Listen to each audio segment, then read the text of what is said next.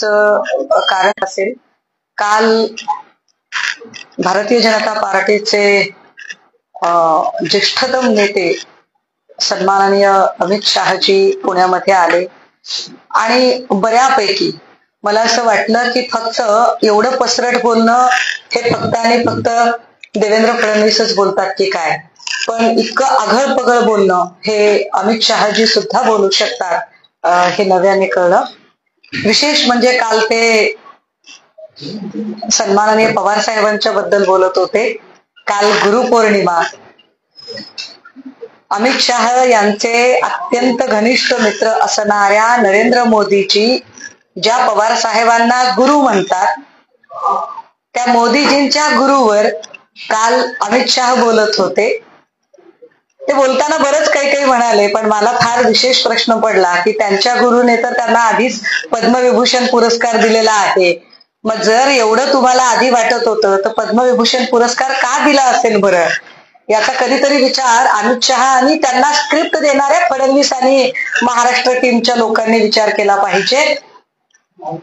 याच मुद्द्यांना अनुसरून काल देवेंद्र फडणवीस ज्या पद्धतीने काही भूमिका त्यांनी मांडल्या, खरं तर देवेंद्र फडणवीसांचं कालचं संपूर्ण भाषण जर नीट समजून घेतलं तर फेक नरेटिव्हचं सगळ्यात मोठं केंद्र हे देवेंद्र फडणवीस आहेत असं वाटतं. देवेंद्र फडणवीस हे ज्या पद्धतीची भाषा करत होते, ती भाषा फेक नरेटिव्हचं केंद्र किती मोठं असू शकतं याचा फार मोठा धडधडीत पुरावा म्हणजे कालचं फडणवीस यांचं भाषण होतं. काल फडणवीसजी भाषणात असं म्हणाले की ठाकरेंना आरक्षण टिकवता आलं नाही. जर ठाकरेंना आरक्षण टिकवता महाराष्ट्रात आलं नाही असं त्यांचं म्हणणं असेल तर बिहारमध्ये भाजपाचं डबल इंजिनचं सरकार होतं, मग बिहारमध्ये आरक्षण कोणाला टिकवता आलं नाही.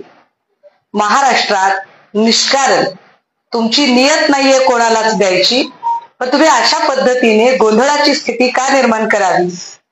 काल फडणवीस असंही म्हणाले की बाबासाहेबांनी राज्यघटनेमध्ये आरक्षणाची कालमर्यादा 10 वर्षांची ठेवलेली होती, मात्र फक्त आणि फक्त मोदी साहेब आणि वाजपेयी साहेब या दोघांमुळे ही आरक्षणाची कालमर्यादा वाढली आहे. काल इतक्या निखालसपणे ते खोटं बोलत होते. काल त्यांनी ज्या पद्धतीची मांडणी केली, मुळात देवेंद्र फडणवीस साहेब आपल्याला हवं असेल तर कायद्याची अनेक पुस्तकं मी आपल्याला आणून देते.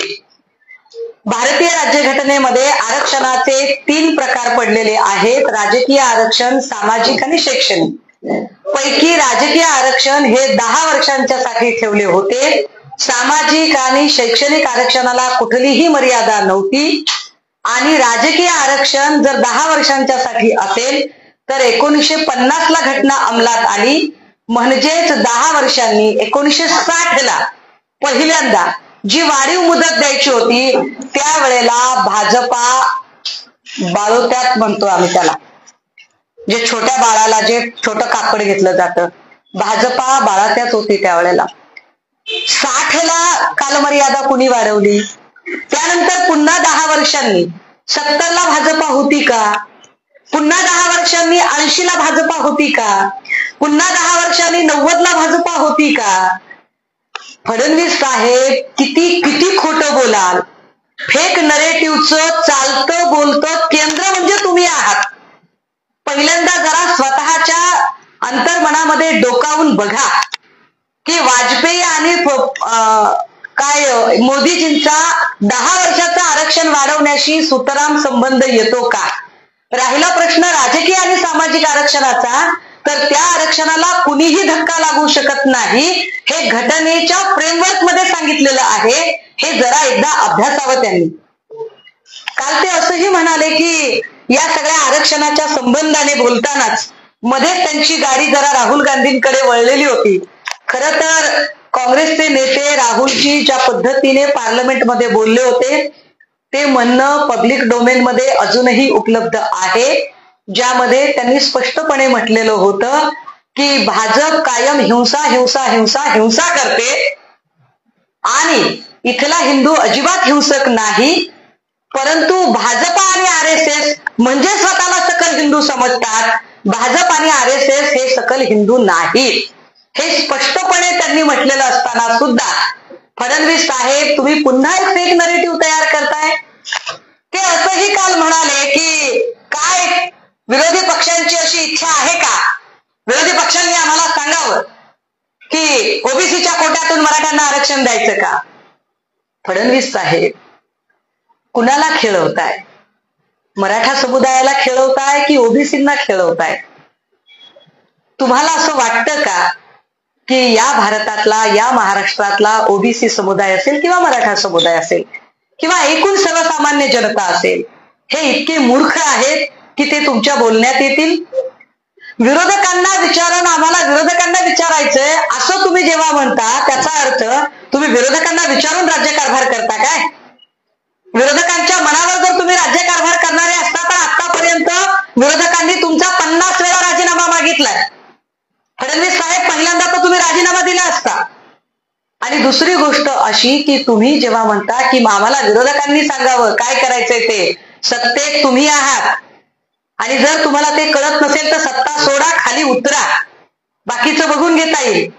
राहिला प्रश्न आरक्षणाचा, तर आरक्षणाची कॉन्सेप्ट ही घटनेच्या प्रकरण 3 कलम 16(4) मध्ये येते, म्हणजेच मूलभूत हक्कात येते. आणि मूलभूत हक्कातील कुठल्याही कलमासंबंधाने कसलीही दुरुस्ती करायची असेल तर त्याचा अधिकार फक्त आणि फक्त पार्लमेंटला आहे, अर्थात संसद आणि केंद्र सरकारला आहे. आणि केंद्रात फडणवीस साहेब तुमचे नेते सत्तेमध्ये बसलेले आहेत.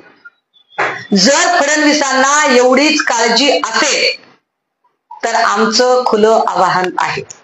आज लोकसभेचं अधिवेशन चालू होतंय, नियत आहे ना तुमची इथले सगळे प्रश्न सोडवायची, तर सर्वमान्य असेल असं, सगळ्यांना मान्य असेल असं, कुणावरही अन्याय होणार नाही अशा पद्धतीने इथल्या कुठल्याच घटकावर अन्याय होणार नाही आणि कुठल्याही घटकाला कुठूनही दाबलं जाणार नाही, त्यांचा आवाज दाबला जाणार नाही अशा पद्धतीने एक सर्वमान्य तोडगा काढत हा आरक्षणाचा प्रश्न निकाली काढण्यासाठी लोकसभेमध्ये मांडा तुम्ही प्रपोजल. आज अधिवेशन चालू होतंय, लोकसभेच्या अधिवेशनाच्या आजच्या पहिल्या दिवशी फडणवीस साहेब कळवा तुमच्या केंद्रातल्या सत्ताधारी खासदारांना की सर्वमान्य कुणावरही अन्याय होणार नाही, सगळ्या घटकांना सामावून घेतलं जाईल अशा पद्धतीने आणि सगळ्यांच्याच आरक्षणाचा व्यवस्थित प्रश्न सोडवला जाईल अशा पद्धतीने प्रपोजल तुम्ही आज मांडा. त्यासाठी विरोधक म्हणून विरोधी बाकावर असणारे आम्ही खासदार काय त्यावेळेला भूमिका घेतो हे बघा. मुळात तुमची किती नियत आहे ती नियत आधी तुम्हाला कळू द्या. राहिला प्रश्न अमित शहा यांचा.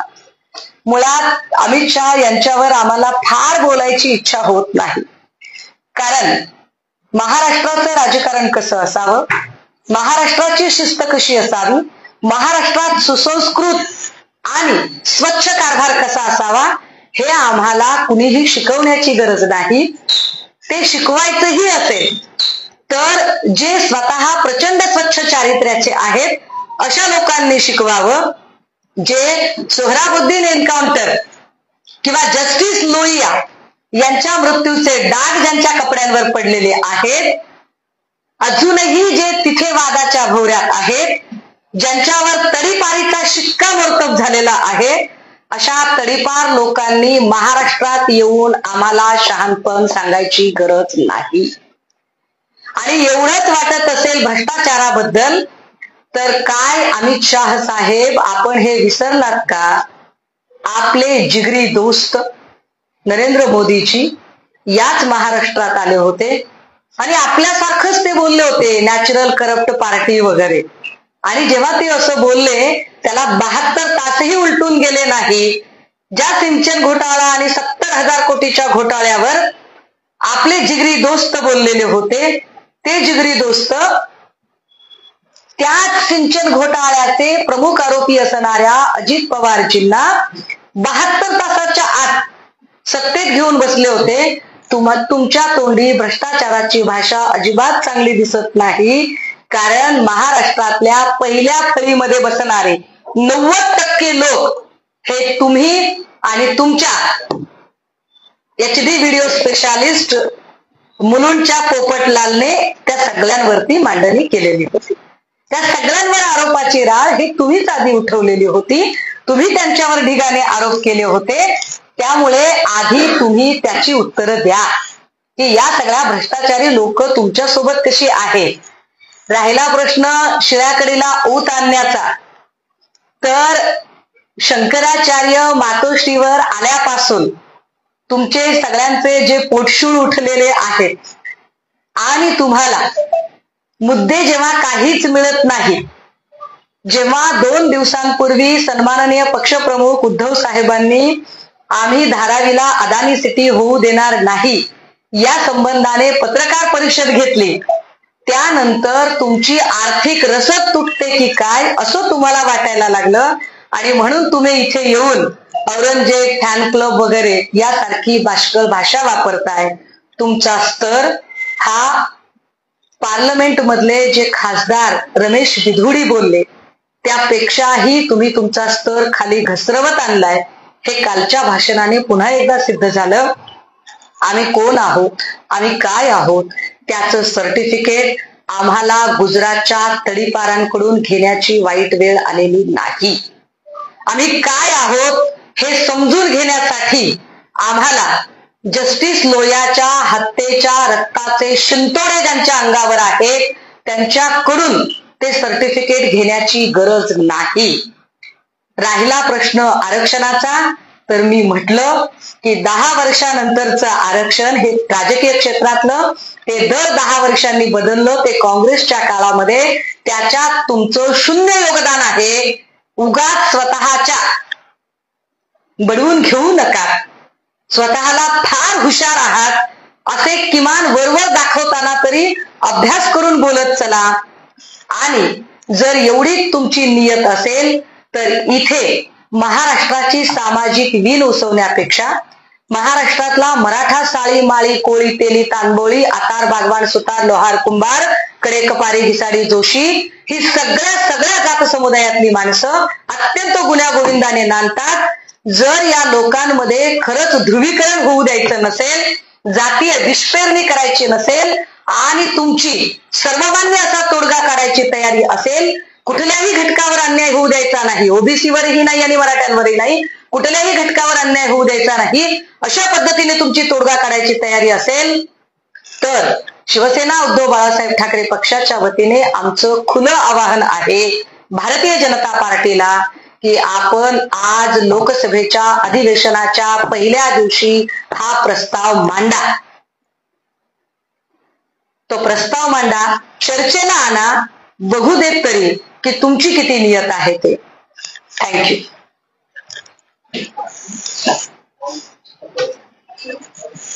आरएसएसच्या कार्यक्रमात सरकारी कर्मचारी सहभाग झाला. 58 वर्षाचा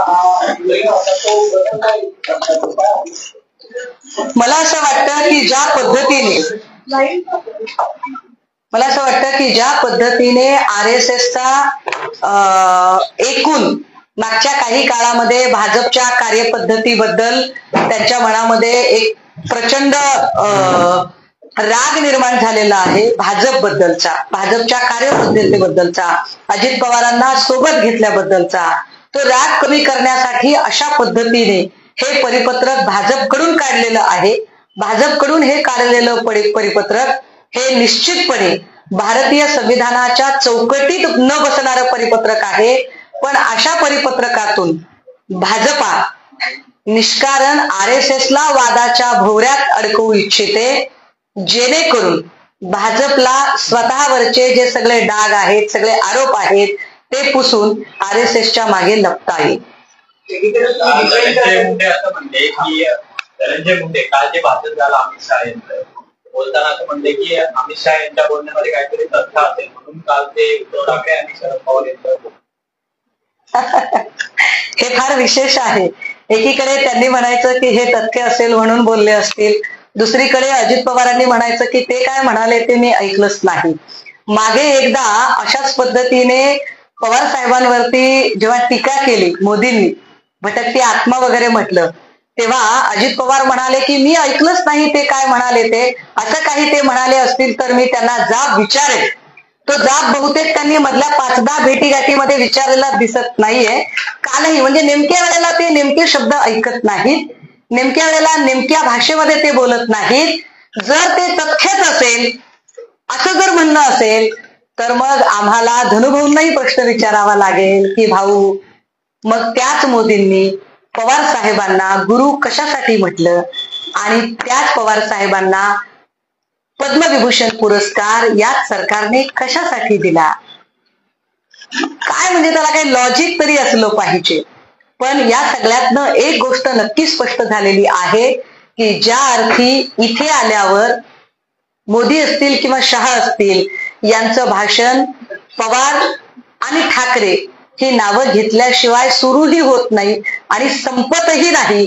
याचा स्पष्ट अर्थ असा आहे की आज घडीला महाराष्ट्रामध्ये भाजपाच्या समोरचं सगळ्यात मोठं आव्हान जर काही असेल तर ते शिवसेना उद्धव बाळासाहेब ठाकरे हे आहे आणि ते आम्ही अत्यंत सकारात्मक घेतो. मुंबईचे 4 नगरसेवक आज शिंदे गटात प्रवेश केलेला आहे. ते गेलेले आहेत. अजूनही ब्लॅकमेलिंग चालू असं वाटतं. ते 2 लोक आहेत, सिंगन आणि अजून एक आडनाव आहे. आणि मला असं वाटतं की काय म्हणता येईल त्याला, इंसान के ख्वाहिशों की कोई इंतहा नहीं होती, 2 गज जमीन चाहिए 2 गज कफन के बाद. आणि त्यामुळे अशा इतक्या बेइंतहा ज्यांच्या अमर्याद सत्ताकांक्षा आहेत त्यांना आपण नाही पुरे पडू शकत. मला असं वाटतं की आम्ही आमचं ठरवून घेतलेलं आहे. आलात तर तुमच्यासह, नाही आलात तर तुमच्याशिवाय लढणं अपरिहार्य आहे. त्यामुळे सत्तेच्या आणि पैशाच्या बळावर शिंदेंना जेवढी लोक फोडता येतील ती त्यांनी खरंच फोडावी. म्हणजे आम्हालाही एकदा कळू दे लढणारे मावळे किती आहेत आणि उडणारे कावळे किती आहेत.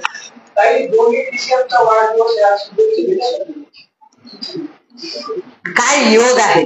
खरं तर मला सतत असं वाटत राहतं की दोघांचे जे वाढदिवस म्हणजे त्यांना खूप शुभेच्छा. भाऊ आहेत आमचे. जरी दादा म्हणाले की त्या काय माझ्या बहीण आहेत का, म्हणजे लाडकी बहीण योजना जाहीर करणारे अजित दादा मागे असं म्हणाले की सुषमा अंधारे काय माझ्या बहीण आहेत का, त्यांनी अजून कोणाकडे जाऊन रडावं, माझ्यासमोर कशाला रडतात. पण तरी सुद्धा अजितदादांना आणि देवेंद्र फडणवीस साहेबांना आमच्याकडून लक्ष शुभेच्छा. आमच्याशी भांडण्यासाठी तरी आणि आम्ही सत्तेवर आल्यावर विरोधी बाकावर बसण्यासाठी तरी त्यांनी सुदृढ राहणं गरजेचं आहे. त्या त्यांना शुभेच्छा. पण मला सातत्याने असं वाटतं की या दोनही व्यक्तींच्या जन्मतारखा चुकीच्या आहेत का. कदाचित या दोघांची जन्मतारीख 1 एप्रिल असावी असं मला राहून वाटतं. एकूण त्यांचा सगळा स्वभाव बघता. पण शुभेच्छा त्यांना. 3 ऑगस्टला उद्धव ठाकरे यांचा काही शिबिर आहे. 3 ऑगस्टला पुण्यामध्ये एक रिलिजियस ऍक्टिव्हिटी आहे. सो आम्ही त्याच्या संबंधाने जरा विचार करत आहोत. परंतु 3 ते 5च्या दरम्यान निश्चितपणे पक्षाच्या अधिवेशन इथे होत आहे, ज्यामध्ये पक्षाचे सगळे सन्माननीय नेते उपस्थित राहतील. युवा सेना असेल, फादर बॉडीचे सगळे लोक असतील, महिला आघाडी, व्यापारी सेना, विद्यार्थी सेना, सगळ्या प्रकारचे नेते मंडळी त्या दिवशी पुण्यामध्ये उपस्थित असतील. तत्पूर्वी 24 तारखेला पक्षाच्या वतीने आयोजनाच्या संदर्भाने एक महत्वाची बैठक पुणे जिल्ह्याचे संपर्क नेते प्रमुख सन्माननीय सचिन भाऊ आहेर यांच्या अध्यक्षतेखाली एक बैठक 24 तारखेला होईल.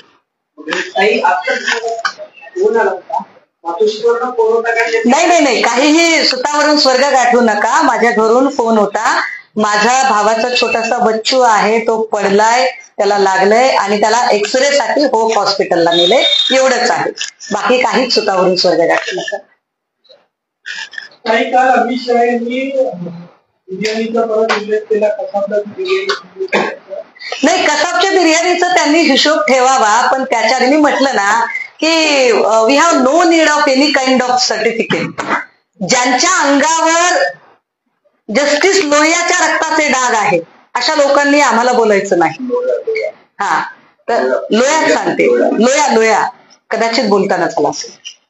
तर त्यांनी आम्हाला शहाणपण सांगायची गरज नाही, तडीपार लोकांनी हे सांगायची गरज नाही. आणि याच्या उपर जर काही असेलच तर आधी नवाज शरीफची केक आणि बिर्याणी खायला कोण गेलं होतं, कशासाठी गेलं होतं, त्या बिर्याणीची चव कशी होती आणि शाकाहारी लोक बिर्याणी खातात का, या सगळ्या प्रश्नांची उत्तरं आधी द्यावीत. उगाच शिळ्याकडीला ऊत आणण्यामध्ये या लोकांनी वेळ घालवू नये. आणि हो, जर एवढीच आपल्याला फार म्हणजे गरज असेल तर त्याच सगळ्या प्रकरणाशी संबंधित असणाऱ्या उज्ज्वल निकम, ज्यांची सरकारी वकील म्हणून नेमणूक झालेली आहे, त्या उज्ज्वल निकमांना भाजपाच्या अधिकृत लेटर हेडवर तुम्ही कसं काय घेतलंय याची उत्तरं तुम्ही द्यावी. काल गृहमंत्री भाषण बोलताना असंही म्हणाले की मैदानात उतरा आणि आता ठोकून काढा कार्यकर्त्यांना, असं त्यांनी आदेश दिला. गृहमंत्री आहेत ते अशा पद्धतीचे आदेश देत. दादा, याच्यावर फार चांगलं बोलू शकते मी, पण आता आम्ही जरा संहिता पाळते थोडीशी, परंतु गृहमंत्रीच जेव्हा ठोकून काढायचे आदेश देतात तेव्हा ते खरंच गृहमंत्री आहेत की ठोक मंत्री आहेत हे एकदा त्यांनी जरा स्वतःला प्रश्न विचारले पाहिजेत. कायदा सुव्यवस्था बिघडवण्यासाठी स्वतःच, म्हणजे कालपर्यंत आम्हाला फक्त नितेश राणे बद्दलच वाटायचं, जेव्हा नितेश राणे सांगत होते की काय करायचंय ते करा, आपला बाप सागर बंगल्यावर बसलेला आहे, तर आम्हाला वाटायचं की सागर बंगल्याचा नुसता हवाला दिला जातोय, सागर बंगल्यावरचा माणूस संयत असेल, पण सागर बंगल्यावरचाच माणूस जर ठोकून काढायची भाषा करत असेल, कुंपणच शेत खात असेल, तर दाद कुणाकडे द्यायची, हा साधा प्रश्न. विधानसभेमध्ये माहिती एकत्र सगळे मुद्दे आहेत, पण काल दादा असं बोलताना म्हणाले की स्थानिक स्वराज्य संस्थांच्या निवडणुका स्वबळावर लढणार आहोत, असं ते काल म्हणालेले. स्थानिक स्वराज्य संस्थांच्या निवडणुकांच्या तारीख ते तारीख होते. आता जुलैची तारीख परत पुन्हा ऑगस्ट मध्ये गेलेली आहे. पण या सगळ्यांमध्ये ज्या पद्धतीने जाणीवपूर्वक अजित पवारांची कोंडी करण्याचा प्रयत्न केला जातोय हे फार कमालीचं आहे. सातत्याने कधी ऑर्गनायझर मधनं कधी विवेक मधून जी मांडणी केली जाते की अजित पवार सोबत असल्यामुळे आपल्याला नुकसान होत आहे, अगदी त्याच वेळेला त्यांच्या म्हणजे प्रवक्त्या आणि नेत्यांमध्ये पण बोलण्यामध्ये ताळमेळ काही दिसत नाही. हे सगळं चित्र निश्चितपणे महायुतीमध्ये काही आलबेल नाही हे पुन्हा पुन्हा दाखवणारं चित्र आहे असं स्पष्ट दिसतंय. अगदी खाजगीमध्ये भाजपचे सगळे लोक बोलत आहेत की शिंदे स्वतःची इमेज करून घेण्यासाठी वारेमाप पैसा गुलाल बुक्क्यासारखा उधळत आहेत, मात्र टॅक्सपेयर लोकांचा पैसा का आम्ही देवा, अशा पद्धतीचं सुद्धा खाजगीत भाजपाचे लोक बोलताना दिसत आहेत. थँक्यू.